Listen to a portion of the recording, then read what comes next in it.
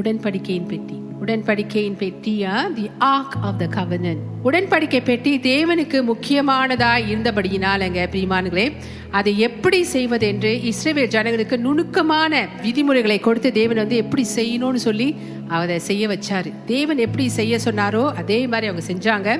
இது எந்த அதிகாரத்தில் இருக்குன்னா யாத்ராகமம் 25வது அதிகாரத்துல எப்படி செய்யப்பட்டது என்று நீங்க போய் வாசிக்கலாம். உடன்படிக்கை பெட்டியை குறித்து நீங்க வாசிக்கலாம் பிரியமானங்களே. சோ உடன்படிக்கை பெட்டி இயேசுவையும் அவர் முடித்த கிரியைகளையும் தான் அது குறிக்குது. ஓகே, இயேசு பிதாவாகிய தேவனுக்கு முக்கியமான நேசகுமாரனா இருக்கிறபடினாலங்க, முக்கியமான நேசகுமாரன் இங்க இயேசுவை நமக்கு நிழலாய் காட்டுகிறார். சோ நீங்க பார்க்கும் பொழுதுங்க, வேதத்தை நீங்க வாசிக்கும் பொழுது எங்கெல்லாம் அவங்க எப்பெல்லாம் அவங்க யுத்தத்துக்கு போகும் பொழுது, உடன்படிக்கையை கூட கொண்டு போகும் பொழுது எதிரிகள் தோல்விதான் அடைவானுங்க. ஏன் தெரியுங்களா? உடன்படிக்கை போகும் பொழுது தேவ பிரசன்னம் அவங்க கூட போகுது. தேவன் அவங்களுக்கு இஸ்ரவேல் ஜனங்களுக்கு ஜெயத்தை தான் கொடுப்பாரு. ஆமென், ஹல்லேலூயா. ஜெயத்தை தான் கொடுப்பாருங்க. கிறிஸ்து நம்மோடு, நமக்கு ஜெயமே. தேவன் நம்மோடு, நமக்கு ஜெயமே. Open your mouth. ஹல்லேலூயா. உங்க வாயில திறந்து தேவனை எவ்வளவா துதிக்க முடியும், தேவனோடு எவ்வளவா நீங்க பேச முடியும், தேவனோடு எவ்வளவா நீங்க ஐக்கியம் கொள்ள முடியும், ஜெபத்தினால துதிக்க முடியும், ஆராதிக்க முடியும். தேவனுடைய வார்த்தை அறிக்கை செய்யறதுல பிரியமானங்களே உறுதியா இருங்க, உற்சாகமா இருங்க, விழிப்புள்ளவர்களா இருங்க. ஹல்லேலூயா. ஏன் நாங்கள் அதை செய்யும் பொழுது தேவன் நம்மளை ஆசீர்வதிப்பதுக்கு நம்ம தான் வழிவகுக்கிறோம். நல்லா தெரிந்து கொள்ளுங்க, இயேசு நமக்காக சகலமும் செய்து முடித்தார். ஆனா தானாகவே நம்முடைய ஆசீர்வாதம் நம்ம தலைமையில கொட்டிட்டு இருக்காது. நம்மளும் நம்முடைய பங்கை செய்யணும். பிரியமானங்களே, தேவன் நமக்கு கொடுத்து முடித்ததை விசுவாசிக்கணும். அண்ட் விசுவாசிக்கிறவங்க அநேக வேலையில அவங்க என்ன செய்யணுமா, அதை வாயினால பேசணுமா. அப்பதான் நீங்க அந்த மகிமையை காண்பீங்க, தேவனுடைய மகிமையை நீங்க பாப்பீங்க உங்க வாழ்க்கையில. நல்லா தெரிந்து கொள்ளுங்க, நான் தேவனை விசுவாசிக்கிறேன், ஒண்ணுமே இல்லை, நான் ஒண்ணுமே பார்க்கல. நீங்க ஒண்ணுமே பார்க்கலாம், நீங்க விசுவாசிக்கிறீங்க. எப்படி விசுவாசிக்கிறீங்க? பேசுறீங்களா? நடைமுறைக்கு கொண்டு வரீங்களா? ரொம்ப முக்கியம் பிரியமானங்களே. ஆமென், ஹல்லேலூயா, ஹல்லேலூயா, ஆமென். சோ உடன்படிக்கை பெட்டி இயேசு அவர் முடித்த வேலையை தான் அது குறிக்குது. இதுதான் இது பழைய ஏற்பாட்டுல அவங்க செய்த இந்த உடன்படிக்கை பெட்டி. ஓகே, சோ நம்ம போவோம். சித்தி மரத்துல இருந்து தானே பலகையை செய்யறாங்க. சித்தி மரத்தினால தான் உடன்படிக்கை பெட்டி செய்யப்பட்டதுங்க. ஆங்கிலத்துல அது எக்கேஷியா வூட் சொல்லப்படுது. எக்கேஷியா வூட்டுன்னு அந்த பெட்டியை பலகையால் செய்து அடுத்தது எங்கும் சுத்தி அதை தங்கத்தினால மூட சொன்னார் தேவன். ஏன்னா மரம் அந்த மரமானது, அந்த பலகையானது மரத்தினால் செய்யப்பட்டது, அது பலகையாவது. ஸோ அந்த பலகை, இந்த மரத்தினால் இந்த பலகை மனித தன்மையை அது வெளிப்படுத்துதுங்க. மனித தன்மையை அது வெளிப்படுத்துது. சித்தி மரம் இஸ்ரேல் நாட்டிலே அழிவே இல்லாத ஒரு மரமா. அதனால தான் தேவன் அந்த மரத்துல இருந்து எடுத்து செய்ய சொன்னாரு. அதுக்கு காரணம் என்னன்னா, இது அழிவில்லாத அந்த மரமா நான் சொன்னல. உடன்படிக்கையின் பெட்டி இயேசுவை குறிக்குது, அவர் முடித்த வேலையை குறிக்குது. இயேசுவை நீங்க இந்த உடன்படிக்கையின் பெட்டியை நீங்க பார்க்கும் பொழுதுங்க, இயேசுங்க நிழலா இருப்பதை நீங்க பார்க்கலாம். அநேக இடங்கள்ல பழைய ஏற்பாட்டுல இயேசு நிழலா இருக்கிறார். புதிய ஏற்பாட்டுல இயேசு நிஜமாய் வருகிறார், நிஜமானார். சோ இது அழிவில்லாத இயேசுவின் மனித தன்மையை காட்டுது. ஆமென். ஏன் சித்தி மரம் இஸ்ரேல் தேசத்துல அழிவே இல்லாத மரமா. சோ அழிவே இல்லாத இயேசுவின் மனித தன்மையை அது காட்டுதுங்க. இயேசு மனிதனை போல வந்தார், ஆனாலும் இயேசுக்குள்ள ஒரு பாவமும் இல்லை. ஆமென், ஹல்லேலூயா. ஏன் பொன் தகடை வச்சு தேவன் சுத்தியும் மூட சொன்னாரு? ஏன் தெரியுங்களா? பொன் தகடு தெய்வத்துவத்தை காட்டுது, தெய்வ தன்மையை காட்டுதுங்க. ஹல்லேலூயா, ஆமென். அவர் தெய்வமா இருந்தார். இயேசு முழு மனிதனாகவும் இருந்தார், முழு தெய்வமாகவும் இருந்தார். ஆமென், ஹல்லேலூயா. சோ இதெல்லாம் நமக்காக தான் தேவன் இப்படியா ஆனாரு. நல்லா தெரிந்து கொள்ளுங்க பிரியமானங்களே. சோ 100க்கு 100 மனிதனாகவும் இருந்தார் இயேசு, 100க்கு 100 தெய்வனாகவும் இருந்தாரு. அதனால தான் சகலத்தையும் சிலுவையில நமக்காக செஞ்சு முடிச்சாரு. ஆமென், ஹல்லேலூயா. பெட்டியின் மூடி எல்லாமே பொன்னினால் மூடப்பட்டிருந்தது. எப்ரேய மொழி இல்லைங்க, மூடியின் பெயர் என்ன தெரியுங்களா? மூடி. அப்பனா கீழே பாக்ஸ், மேல மூடி. அதுக்கு மேல பாத்தீங்களா, பக்கத்துல 2 சைட்லயும் 2 கேருபீம்கள் நீங்க அங்க பார்க்கலாம். ஓகே, தூதர்களா அதை ஒரு தேவன் அங்க செய்ய சொன்னாரு. அந்த வண்ணமாய் எப்படி தேவன் செய்ய சொன்னாரோ அவ்வண்ணமாய் இது செய்யப்பட்டிருக்கு பிரியமானங்களே. ஸோ இப்ரூ மொழியிலங்க மூடி என்றால் அது பேர் கபோரத்.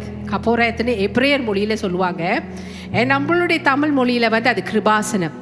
கபோரேத் அதை மூடி தான் வந்து கிருபாசனம் பிரிமானுங்களே. ஆங்கிலத்தில் வந்து mercy seat. ஸோ ஆக் ஆஃப் த கவர்னர் ரியலி என்ன அப்படி நீங்கள் தெரிந்து கொள்ளணும்னா இதெல்லாம் நீங்கள் எழுதி கொண்டீங்கன்னா ஆக் ஆஃப் த கவர்னர், ஓகே, அது என்னான்னு நீங்கள் தெரிந்து கொள்வீங்க பிரிமானுங்களே. ஆமென். ரொம்ப ரொம்ப நல்லா இருக்குங்க. இங்கே இயேசு அடங்கியிருக்காருங்க. ஹல்லேலூயா. ஸோ உடன்படிக்கை பெட்டியில் 3 பொருட்கள் வைக்கப்பட்டிருந்தன. அடுத்தது பார்ப்போமா? உடன்படிக்கை பெட்டியில் 3 பொருட்கள் வைக்கப்பட்டிருந்தன. 10 கட்டளைகள் வைக்கப்பட்டிருந்தன. கோல் வைக்கப்பட்டது. அடுத்தது மன்னா. ஏன் வைக்கப்பட்டது நம்ம வாசிப்போமா? எபிரேயர் 9வது அதிகாரம் 4வது வசனம். அந்த பெட்டியிலே மன்னா வைக்கப்பட்ட பொற்பாத்திரமும். அப்படின்னா மன்னா வந்து பொற்பாத்திரத்தில், தங்க பாத்திரத்தில், பொற்பாத்திரம்னா தங்க பாத்திரம், தங்க பாத்திரத்தை தான் வந்து மன்னா வைக்கப்பட்டிருந்தது. அடுத்தது ஆரோனுடைய தளிர்ந்த கோல். ஸோ ஆரோனுடைய தளிர்த்த கோலும் உடன்படிக்கையின் கற்பலகைகளும் இருந்தன. அப்படின்னா 10 commandments தேவன் கையினால் எழுதி கொடுத்த அந்த கற்பலகைகளும் அவை அது உள்ள வைக்கப்பட்டன. இது 3 தான் அதில் இருந்ததுங்க. என் பிரியமானவங்க, ஏன் இந்த 3 காரியங்களும் உள்ளே வைக்கப்பட்டன? ஏன் தெரியுங்களா? இந்த 3ம் ஜனங்கள் தேவனுடைய கற்பனைகளை முழுமையாக கை கொள்ள முடியாமல் போனது. அப்படின்னா தேவனுடைய 10 கட்டளைகளையும் ஜனங்கனால கை கொள்ள முடியவில்லை. அங்கங்க தவறி தவறி விழுந்தாங்க. தவறி தவறி விழுந்ததுனால மனுஷனால முடியாது என்று சொல்லி தேவன் என்ன பண்ணாரு? அந்த கற்பலகைகளை அந்த உடன்படிக்கை பெட்டியுள்ள தேவன் வச்சுட்டாரு. அடுத்தது நம்ம பார்க்கும் பொழுதுங்க ஆரோனின் கோல். அது என்ன காட்டுது தெரியுங்களா? கீழ்ப்படியாமை. கீழ்ப்படியாமை. இப்போ ஜனங்களுடைய கீழ்ப்படியாமை. அவங்களால அதை செய்ய முடியல, அது கை கொள்ள முடியலன்னா அது கீழ்ப்படியாமை. ரிபேலியன். அப்படின்னா ஜனங்க வந்து தேவன் அவங்களுக்கு கொடுத்த கட்டளைகளை மீறினார்கள். அதனால தேவன் என்ன பண்ணிட்டாரு? ஜனங்கனால முடியல, அதுல அவருடைய மீறுதல் இருக்கு அப்படின்னு சொல்லி தேவன் அதை வந்து உடன்படிக்கை பெட்டியுள்ள தேவன் வச்சுட்டாரு. ஆரோனின் கோல். ஜனங்களுக்கு வந்து ஆரோனை பிடிக்கல, அவனை குறித்து முறுமுறுத்துக்கிட்டே இருந்தானுங்க. ஆனா ஆரோனை நேபித்தது யாரு? ஆரோனை நேபித்தது தேவன். ஏன் தெரியுங்களா? அவனுடைய கோல் தளித்தது. ஏன் தளித்தது தெரியுங்களா?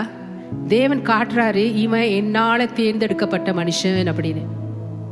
ஸோ தேவன் தேர்ந்தெடுக்கப்பட்ட மனுஷனை இந்த ஜனங்கள் ரொம்ப முறுமுறுத்தார்கள்.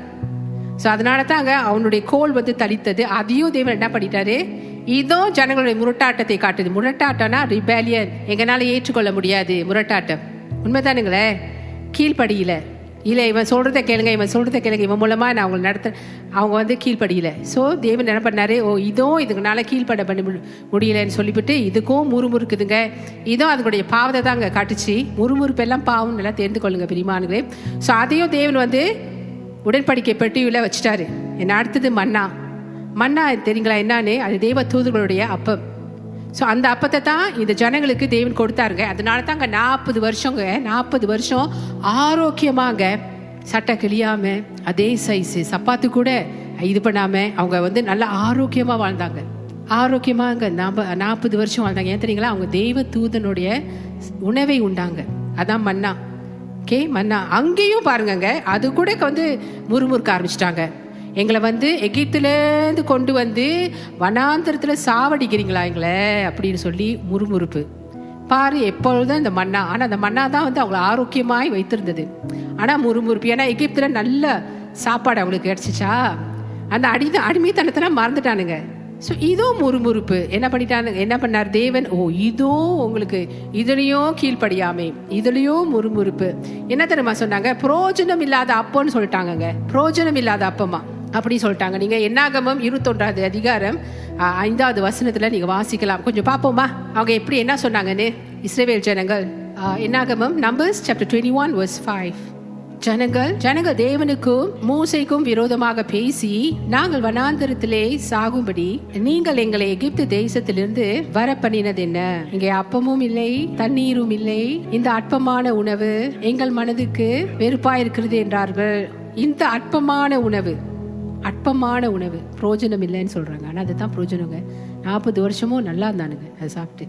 ஸோ அதையும் எதிர்த்தானுங்க. ஸோ இந்த 3லையும் ஜனங்களுடைய கீழ்ப்படியாமை இருந்தது, ஜனங்களுடைய எதிர்ப்பு இருந்தது.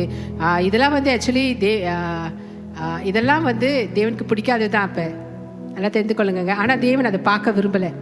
அதனால தேவன் என்ன பண்ணாரு, மூணையும் இது எல்லாத்தையும் ரிஜெக்ட் பண்றாங்க பீப்புள் அப்படின்னு சொல்லிட்டு இந்த மூணையும் இந்த எதிர்ப்பு தெரிவித்த இந்த 3 காரியத்தையும் 10 கட்டளைகள், 2வது ஆரோனின் கோல், 3வது மன்னா, இது 3ஐயும் தேவன் வந்து அது உடன்படிக்கை பெட்டியில் வச்சுட்டாரு.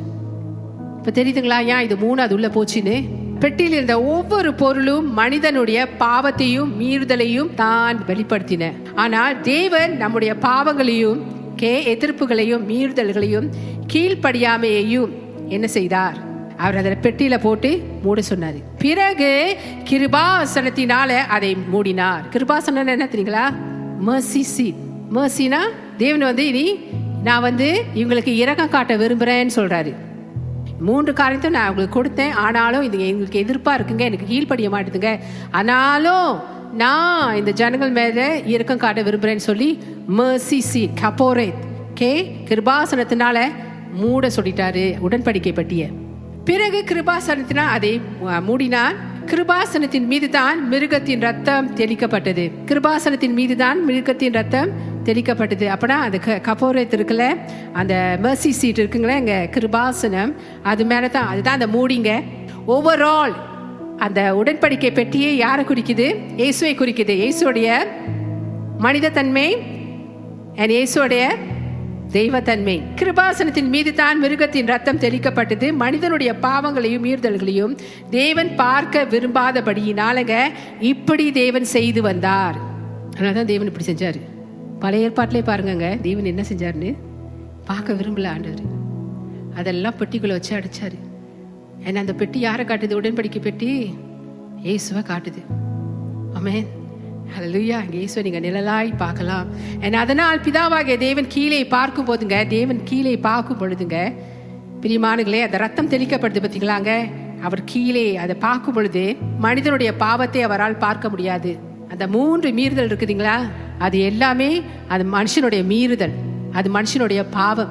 சோ அதுல வந்து வருஷத்துக்கு ஒரு தடவை பிரதான ஆசாரியன் அந்த மகா பரிசுத்த ஸ்தலத்திற்குள்ள போயிட்டு மிருகத்தின் ரத்தத்தை அது மேல தெளிக்கணும். அது மேல தெளிக்கும் பொழுது அதனால் பிதாவாகிய தேவன் கீழே பார்க்கும் போது மனிதனுடைய பாவத்தை அவரால் பார்க்க முடியாது. ஏனென்றால் கிருபாசனத்தின் மேல் ரத்தம் இருந்தது, மிருகத்தின் ரத்தம் இருந்தது. இதுதான் பழைய உடன்படிக்கைங்க. இயேசு நிழலா இங்க இருக்கிறத நீங்க பார்க்கலாம். ஆமென். புதிய உடன்படிக்கையில இயேசுவின் ரத்தம் நம்மை மூடி கொண்டிருக்கிறபடியால், இயேசுவின் ரத்தம் நம்மளை மூடிக்கொண்டிருக்கிறபடியால், இயேசுவின் ரத்தம் நம்மளை மூடிக்கொண்டிருக்கிறபடியாலுங்க நம்முடைய பாவங்களை தேவனால் பார்க்க முடியாது. ஹல்லேலூயா, ஆமென். இதுதான் உண்மையான சந்தோஷம், இதுதான் உண்மையான சமாதானம், இதுதான் உண்மையான தேவனோடு கொண்டுள்ள நல்ல ஒரு உறவு என்று நீங்க அதிகமா அறிந்து கொள்வீங்க பிரியமானங்களே. சோ லேவியாகமம் 16 அதிகாரம் 17வது வசனத்தை எடுத்துக்கொள்வோம். பாவ நிவர்த்தி செய்யும்படி அவன் பரிசுத்த ஸ்தலத்துக்குள் பிரவேசித்து தனக்காகவும், அவன் தான் வந்து பிரதான ஆசாரியர். அவன் வந்து என்ன பண்றான்? பாவ நிவர்த்தி செய்யும்படிக்கு, அப்படின்னா அட்டோன். பாவ நிவர்த்தி, டே ஆஃப் அட்டோன்மென்ட்ங்க, தெரிந்து கொள்ளுங்க ஆங்கிலத்தில்.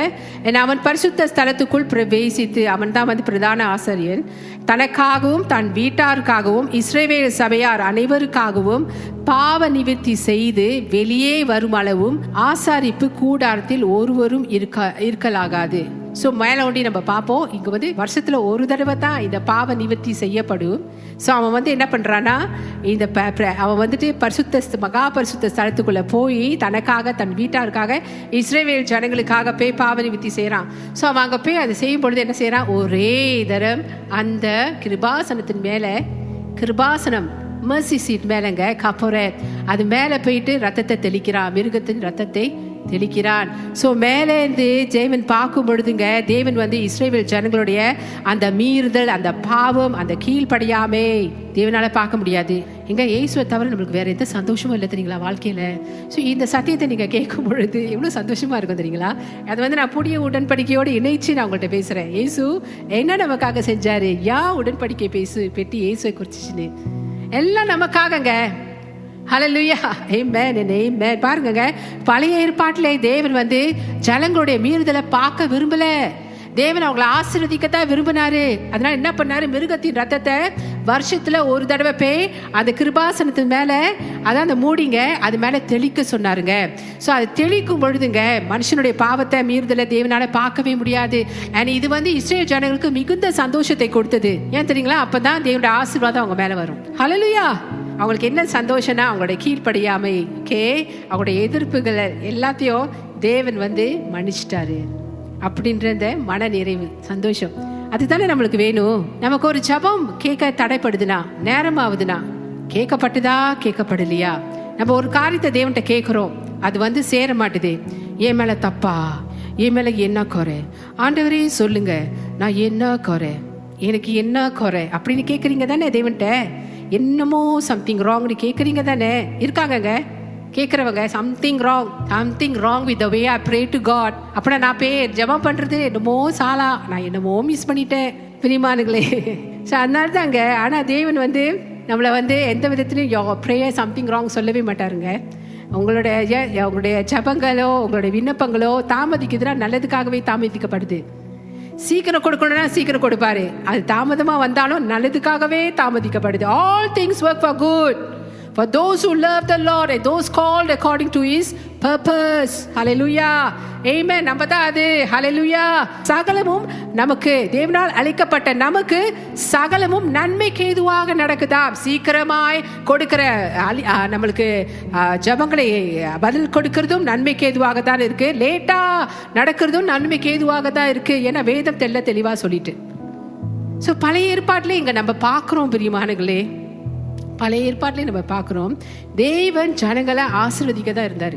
ஒரு சிலர் பார்த்தீங்களா பழைய ஏற்பாட்டுக்கு தான் ஓடுவாங்க. தேவன் அப்பா அன்னைக்கு செஞ்சார் தரமா, தேவன் அந்த மாதிரி ஒன்று செய்யாதபடிக்கு நீ பார்த்துக்கொள்.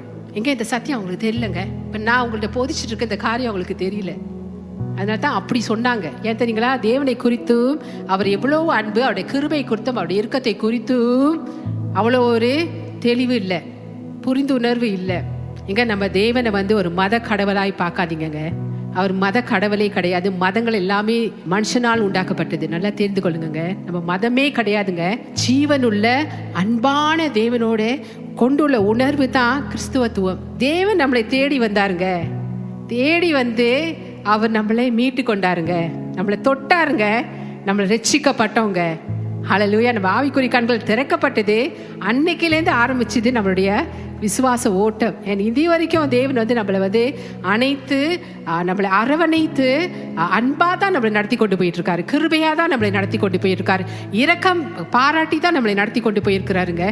அடி உதையெல்லாம் நம்மளுக்கு இல்லவே இல்லை. பழைய ஏற்பாட்டிலே தேவன் இதை செய்யக்கூடுமானால் புதிய ஏற்பாட்டில் இன்னும் எவ்வளவு செய்வார். ஏன்னா கிறிஸ்துவேசுவே நமக்காக வந்து அடிக்கப்பட்டார், நிஜமானார். நிழல்ல உடன்படிக்கை பெட்டியில நிழலா இருக்கிற கிறிஸ்துவேசு, உடன்படிக்கை பெட்டியில நிழலா இருக்கிற கிறிஸ்துவேசு புதிய உடன்படிக்கையிலே நமக்கு நிஜமாய் ஆனாருங்க. ஆமென். ஹல்லேலூயா, ஹல்லேலூயா, ஹல்லேலூயா. சரி, நமக்கு தண்டனை இல்லை. இதனால நான் உங்கள்கிட்ட சொல்றேன், புதிய ஏற்பாட்டு விசுவாசிகளாகிய நமக்கு, கிருபையின் உடன்படிக்கையில வாழ்ந்து கொண்டிருக்கிற நமக்கு வந்து பனிஷ்மெண்ட் கிடையாது. ஸோ இந்த சத்தியம் உங்களை போய் விடுதலை ஆக்குவதாக. ஆமென். ஸோ இயேசுவின் ரத்தம் நம்ம மேலே இப்போ இருக்குங்க. கிருபாசனத்தின் மேலே மீறுதோட ரத்தத்தை பார்த்தே ஜனங்களை தேவனை ஆசீர்வதிச்சாருங்க. அவங்க மீறுதலை தேவன், அவங்கள பாவத்தை தேவன் பார்க்கல. இப்போ புதிய ஏற்பாட்டில் இயேசு தெய்வாதி தேவன், ராஜாதி ராஜா, அவருடைய ரத்தம், மாசிலா ரத்தம், பரிசுத்த ரத்தம், வல்லமையான ரத்தம் நம்ம ஒவ்வொருத்தர் மீதும் இருக்கிறதுனால பிரியமானங்களே, நம்முடைய பாவங்களை தேவன் பார்க்க முடியாது. ஏன் தெரியுங்களா? ஜனங்க எப்பொழுதுமே பாவம் செய்வாங்க. ஏன்னா மனுஷர்கள், அது தேவனுக்கு தெரிஞ்சுதான் இயேசுவை நமக்காக அனுப்பினார். தெரியுங்களா? ஏதாச்சும் ஒரு பாவம் இருக்கும், ஏதாச்சும் ஒரு பாவங்க. மேபி அது உங்களுக்கே தெரியாம இருக்கலாம் அது பாவம்னு, ஆனா அது பாவம். ஆனா தேவன் பார்க்க மாட்டாரு. நல்லா தெரிஞ்சு, குறைபாடே இல்லாத மனிதர்கள் இங்க யாருமே இல்லை. என்னையும் சேர்த்து நான் சொல்றேன், நமக்குள்ள குறைகள் இருந்து கொண்டே தான் இருக்கும். ஆமென். ஹல்லேலூயா. அதனால நம்ம குறையிலே வாழலாம். அதையும் நான் சொல்ல வரல. We can't help it. Sometimes நம்ம வந்து அந்த மாதிரி செஞ்சிடறோம். தப்பு நம்ம வார்த்தையில சொல்லிடுறோம், நம்மளோட சிந்தையில, வாயில, சிந்தையில. சிலவங்க மௌனமா இருந்து உள்ளுக்குள்ளே, சிலவங்க சொல்லுவாங்க கீழ் படிந்தா தான், நீ முழங்கால் படியிட்டு ஜெபிச்சா தான் தாழ்மை என்று சொல்லுவாங்க. ஆனால் எத்தனை பேர் முழங்கால் படியிற மாதிரி படியிட்டு உள்ளுக்குள்ளே எரிஞ்சிட்டு இருக்காங்க தெரியுங்களா? இவங்களுக்கு வேறு வேலையே இல்லை. இப்படி தானா வரணும் எப்பொழுது ஆண்டுக்கிட்ட, இப்படி வந்தால் தான் தேவன் என்ன கேட்பாரா? ஏற்று நிற்கிறாங்கங்க, மனசுக்குள்ளே ஏற்று நிற்கிறாங்க. ஆனால் பாடிலி அவங்களுடைய சரீர பிரகாரம் பணிந்தது போல காணப்படுறாங்க. ஆனால் உள்ளுக்குள்ளே எதிர்க்கிறாங்க. எத்தனை பேர் அப்படி இருக்காங்க தெரியுங்களா? அந்த எதிர்க்கலாம் தேவனுக்கு பாவம் தானே, அது முறுமுறுப்பு தானேங்க. அது உடன்படிக்கை பெட்டியில் வச்சு தானே அடைச்சாரு தேவனு. தேவன் அதை பார்க்க வேணான்னு தானே விரும்பினாரு. ஏன்னா தேவன் ஜனங்களை ஆசீர்வதிக்கணும், அதான் அவருடைய சித்தமே. இப்போ கிறிஸ்து மூலமாய் அதே தான் தேவன் செய்கிறாரு. நல்லா தெரிந்து கொள்ளுங்க. ஸோ இதெல்லாம் அறியுங்க. நல்ல இந்த சத்தியம் போய்ங்க, அதான் சத்தியம் சொல்கிறது, சத்தியம் விடுதலை ஆகுது. இந்த சத்தியம் உள்ளுக்கு போய் இறங்குங்க. மனுஷன் விடுதலை ஆகிறாங்க. பாவ வாழ்க்கையை வெறுப்பாங்க. வேப் அடிக்கிறத வெறுப்பான், சிகரெட் அடிக்கிறத வெறுப்பான், தண்ணி குடிக்கிறத வெறுப்பான், இன்னும் சூதாட்டத்தை வெறுப்பான், மற்றவங்களை காசு பணத்தில் திருடுறத வெறுப்பான், எதெல்லாம் வெறுக்கணுமோ எல்லாத்தையும் வெறுப்பாங்க. ஏன்னா இந்த சத்தியம் போய் உள்ளுக்கு இறங்க இங்க அவங்கள விடுதலை ஆக்கும். ஆமென், ஹல்லேலூயா, ஹல்லேலூயா. நான் நடைமுறைக்கு தான் உங்ககிட்ட வருவேன். நம்ம தேவனுடைய ஆலயம், நம்முடைய தேவனோட ஆலயம். அநேக தடவை நம்மளுக்கு இந்த கேள்விக்குறி இருக்குல்ல, எப்படி நம்ம இதை செய்யலாம்? சிலர் போய் அதில் விழுந்துடுறாங்க. அதுலேருந்து நீங்கள் வெளியே வர்றதுக்கு அதான் உங்கள்கிட்ட சொல்கிறேன். ஏசு செய்த உங்களோட நன்மையே பாருங்க, அதில் போய் விழுந்துடாதீங்க. அதில் விழுவாதவங்க அப்படியே இருங்க. கஷ்டமான காரியம் இல்லை. யார் ஒருவன் தேவனை நோக்கி நோக்கி நோக்கி பார்த்து கொண்டே இருக்கிறானோ அவனால விடுதலை ஆக முடியும். தண்ணியை தொட்டிங்கன்னா கட்டாயம், தண்ணியை தொடுறதுனா எப்படி? குளிக்கும் பொழுது ஈரமாக வருதா இல்லையா? ஸோ தேவனோட ஐக்கியம் கொள்றவங்க மாறாமல் இருப்பாங்களா? தேவனோட சாயல் வராமல் இருக்குமா? கட்டாயம் தேவ சாயலோடு ஒன்றாவறாங்க. தேவனுடைய ப்ரெசன்ஸா, தேவனுடைய பிரச்சனை போய் போய் போய் அவங்கள மாற்றோம். ஹல்லேலூயா. சிலர் தான் பரவாயில்ல, தேவன் தான் என்னை மன்னிக்கிறாரு, பரவாயில்ல, நான் இதில் இருக்கிறேன். ஆனால் அது போய் சீக்கிரம் உன்னை போய் குழியில் தள்ளாத படிக்க பார்த்துரு. வியாதியோ பிரச்சனையோ அடிமைத்தனத்துக்குள்ளே போகாதபடி பார்க்கணும். ஏன்னா உங்களுக்கு ஒரு எதிராளி இருக்கான், அந்த எதிராளி உங்களை அடிமைத்தனத்தில் தான் வைக்க பார்ப்பான். அடிமைத்தனத்துலேருந்து வெளியாகுங்க. அடிமைத்தனம் நமக்கு இல்லை. யூஆர் நாட் அடிக்ட், தெரியுங்களா? பிசாசு தான் சொல்லுவான் நம்ம அடிக்ட்னு. அதை கேட்டுட்டு நம்ம நினைக்கணும், நான் அடிக், நான் இதுக்கு அடிக், நான் அதுக்கு அடிக். ஆனால் நம்ம எதுக்குமே அடிக் இல்லை பெரியவானுங்க. நம்ம தேவனுடைய பிள்ளை. நான் தேவனுடைய பிள்ளை, நான் அடிக் இல்லை. நீங்க சொல்லணும், நான் தேவனுடைய பிள்ளை, நான் அடிக் இல்லை. நான் தேவனுடைய பிள்ளை, நான் அடிக் இல்லை. அதனால வேப்பு, சிகரெட்டு, தண்ணி குடி பழக்கம் இதெல்லாம் தானாவே உங்களை விட்டு வெளியாகுங்க. விசுவாசி, நல்ல ஒரு விசுவாசி, தேவனுடைய பிள்ளை இதை விரும்பணும். ஆமேன், ஆமேன். தேவனுடைய ராஜ்யம் நமக்குள்ள தான் இருக்கு. வெற்றிகரமான ஜீவியம் நமக்கு தேவன் நம்ம கையில கொடுத்துட்டாரு. ஹல்லேலூயா. ஸோ இயேசு நமக்கு முற்றுது ஜெய வாழ்வை தான் இயேசு நமக்கு கொடுத்துருக்காருங்க. ஜெய வாழ்வை தான் இயேசு நம்மளுக்கு கொடுத்துருக்காரு. பிரியமானங்களே, கிருபையானது நியாய தீர்ப்பை வெல்கிறது. mercy triumphs over judgment. Amen. அதனால எங்கங்க கிறிஸ்தவங்களுக்கு நியாய தீர்ப்பு இருக்கு? இல்ல பிரியமானங்களே, நல்லா தெரிந்து கொள்ளுங்க. இங்கே நம்ம பார்க்கிறோம், கிருபை நியாய தீர்ப்பை வென்றதாம். ஹல்லேலூயா. இங்க பாத்தீங்கன்னா இந்த இஸ்ரேல் ஜனங்க நியாய தீர்க்கப்படணும். அவங்க அங்க நியாய தீர்ப்புனா என்ன? தண்டிக்கப்படணும். ஆனா தேவன் அவங்க மேல கிருபையா இருந்தாரு, அந்த மிருகத்தின் ரத்தத்தை பார்த்து. ஸோ இங்க புதிய உடன்படிக்கையில இயேசு நிஜமாய் வந்தாரு பாருங்க. ஸோ அவரும் நம்மளுக்காக சிலுவையில முடித்த வேலை பிரியமானங்களே, அது என்ன படித்ததுங்களா? கிருபை நியாய தீர்ப்பை வெல்ல செய்தது. ஹல்லேலூயா. அதனால நமக்கு நியாய தீர்ப்பு இனி இல்லை. ஏன்னா கிருபை, mercy wins won over judgment, triumphs over judgment. இப்போ புதிய உடன்படிக்கை வருவோம். எப்படி இயேசு உங்க மத்தியில ஒப்பிட்டு பேசுற பாருங்க, நல்லா தெளிவா தெரிஞ்சுக்கொள்ளுங்க பிரியமானங்களே. ஸோ நம்முடைய பாவங்கள் எல்லாமே இயேசு தாமே கிருபாதர, இயேசு தாமே நம்முடைய பாவங்களுக்காக கிருபாதர பலியானார். எடுத்துக்கொள்வோமா? 1 யோவான் 2வது அதிகாரம் 2வது வசனம். நம்முடைய பாவங்களை நிவர்த்தி செய்கிற கிருபாதார பலி அவரே. ஆமென். ஸோ நம்முடைய பாவங்களை மாத்திரமல்ல, சர்வலோகத்தின் பாவங்களையும் நிவர்த்தி செய்கிற பலியாய் இருக்கிறார். ஆமென். உலகத்தோட எல்லா ஒட்டுமொத்த பாவத்தையும் நிவர்த்தி செய்கிறவர் நம்முடைய இயேசு கிறிஸ்துவே. ஹல்லேலூயா. இங்கே இயேசு கிறிஸ்துவை பற்றி உங்கள் மத்தியில் சொல்லுதுங்க. ஸோ கிருபாசனம் கிறிஸ்து இயேசுவை குறிக்குது. நம்முடைய பாவங்கள் எல்லாவற்றுக்கும் இயேசு தாமே கிருபாதர பலியாக இருக்கிறார். ஸோ நம்ம மீதி இருந்த கோபாக்கினைங்க, நம்ம மேலே இருந்த காட்ஸ் ராத் தான் கோபாக்கினை, காட்ஸ் ராத்துங்க, காடோட ஆத்திரம்ங்க, கோபம்ங்க, இயேசுவின் மீது போடப்பட்டாச்சு. இயேசுவின் மீது போடப்பட்டாச்சு. ஸோ இன்னைக்கு தேவனுக்கு நம்ம மேலே கோபம் இல்லை. சிலவங்க சொல்றாங்க இந்த earthquake, இந்த இது வருது, இந்த அது வருது, எல்லாமே வந்துட்டு தேவனுடைய கோபாக்கினே. இல்ல பிரியமானங்களே, பூமி பழசாயிட்டே போயிட்டு இருக்குங்க. அதனாலதான் கடைசி காலத்துல இதெல்லாம் நடக்கும்னு இயேசு சொன்னாரு. பாத்தீங்களா? படிக்கிறீங்களே, மத்தேயு 24 அதிகாரத்தை நீங்க வாசிக்கலாம். இதெல்லாம் வந்து என்னத்துக்கு நடக்குது?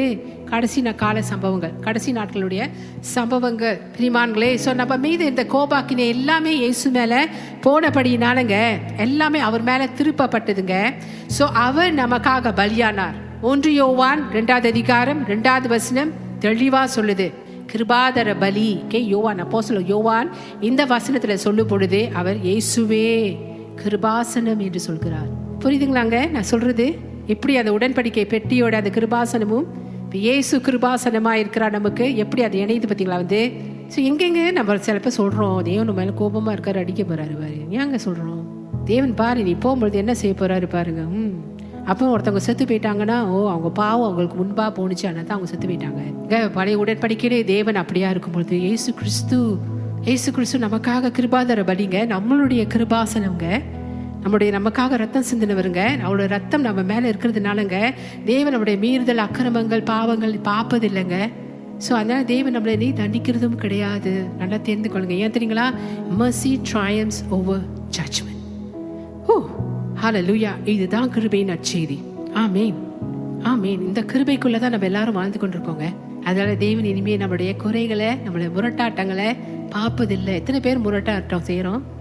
சபைக்கு வர வேண்டியது ஹாலிடேக்கு போயிடுறோம். சபைக்கு வர வேண்டியது ஆக்சுவலி அதெல்லாம் வந்துட்டு இப்போ உள்ள நடைமுறைக்கு ஓகே தான் நம்ம சொல்கிறோம். ஆனால் பழைய ஏற்பாட்டின் படி நீங்கள் எடுத்துக்கொண்டீங்கன்னா தேவனுக்கு அது முரட்டாட்டம் தான். அதெல்லாம் தேவன் பார்க்க விரும்பலைங்க. அதனால தான் இயேசு நமக்காக வந்தார். ஆமென். ஸோ கிருபாசனம் பொன்னினால் செய்யப்பட்டது. ஸோ இயேசு அந்த பொண்ணு வந்து என்னத்தை காட்டுதுன்னா இயேசுவோட தெய்வத்தன்மையை அது காட்டுது. ஆமென். உடன்படிக்கை பெட்டி பழைய ஏற்பாட்டில் இயேசு நிழலாய் இருப்பதை காட்டுகிறது. அவருடைய இரத்தத்தால் நம்முடைய பாவங்களும் அக்கிரமங்களும் கழுவி சுத்திகரிக்கப்பட்டு விட்டன. ஹல்லேலூயா. ஆமென். அதனால தெளிவடைங்க. இனி நமக்கு தேவனுடைய கோபாக்கினை இல்லை, ஆத்திரம் இல்லை, கோபம் இல்லை. ஆமென். ஹல்லேலூயா, ஹல்லேலூயா. அப்போ ஒரு சம்பவம் 1 சாமுவேல் 6 அதிகாரம் 19 வசனத்தில் நடக்குதுங்க. நம்ம எடுத்துக்கொள்ள வேணாம், எழுதி கொள்ளுங்க, வீட்டில் போய் வாசிக்கலாம். ஸோ அந்த காலகட்டத்தில்ங்க இயேசு தேவன் வந்து அதை மூட சொன்னார். பார்த்தீங்களா? அந்த பெட்டியை நீங்கள் திறந்து பார்க்கவே கூடாது. இது நினைக்கிறேன் நீங்கள் அந்த அதிகாரத்தை நீங்கள் வாசித்திருக்க கூடுமானால் அந்த 1 சாமுவேல் 6 அதிகாரம் 19 வசனத்தை நீங்கள் படிச்சிருப்பீங்க.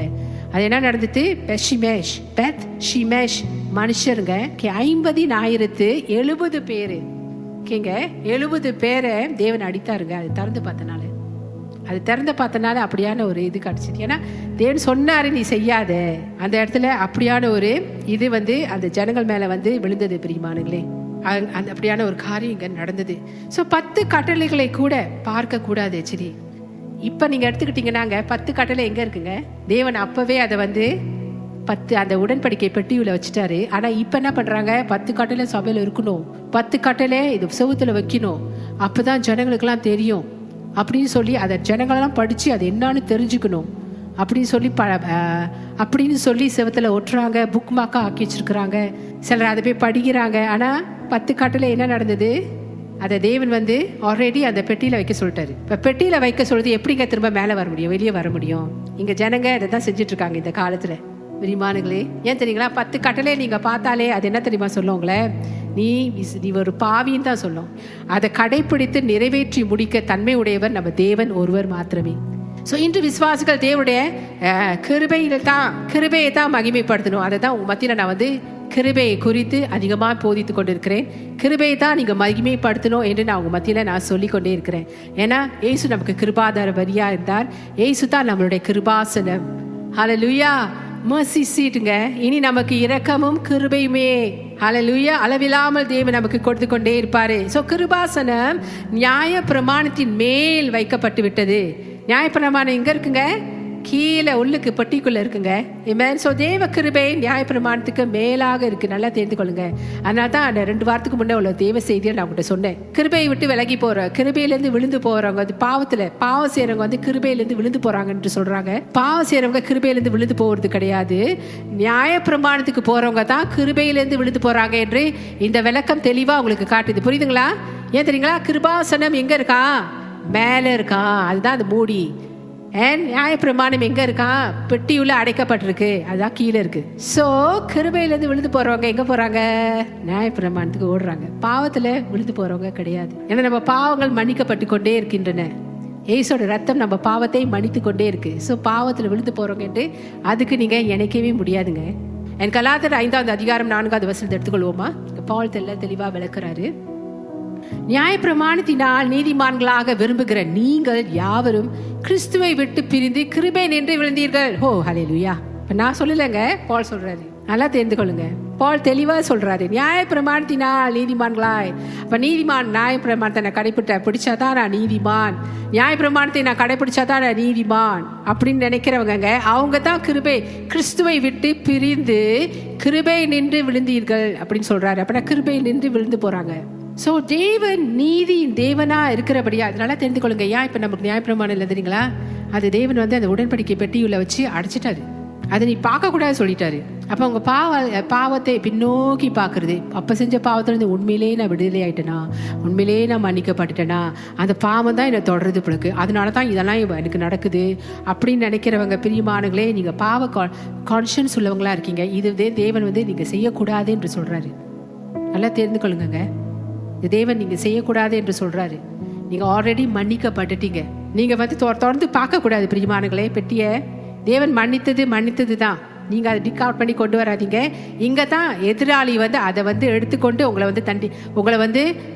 உங்களை சோதிப்பான். அது ஓ தேவன் சொல்றான்னு சிலவங்க தப்பா எடுத்துக்கிறாங்க. இல்ல, தேவன் நம்முடைய ஆண்டவர் நீதியின் தேவனா இருக்கிறபடினால நியாயம் தீர்க்கிறவராக தான் தேவன் இருக்கிறாரு. ஆனாலும் அவர் நியாய தீர்ப்பில் சந்தோஷப்படுவதில்லை. நியாய தீர்ப்பதில் சந்தோஷப்படுவதில்லை. நியாயம் தீர்ப்பதில் ஜட்ஜ் பண்றதுல தேவன் சந்தோஷப்படுவது கிடையாது. அவர் கிருபையிலும் இரக்கத்திலும் தான் தேவன் பிரியப்படுகிற தேவனா இருக்கிறார். தேவன் இப்பொழுது எப்படி இருக்கார் தெரியுங்களா? கிருபையிலும் இரக்கத்திலும் பிரியப்படுகிற தேவனா தான் இருக்கிறாரு.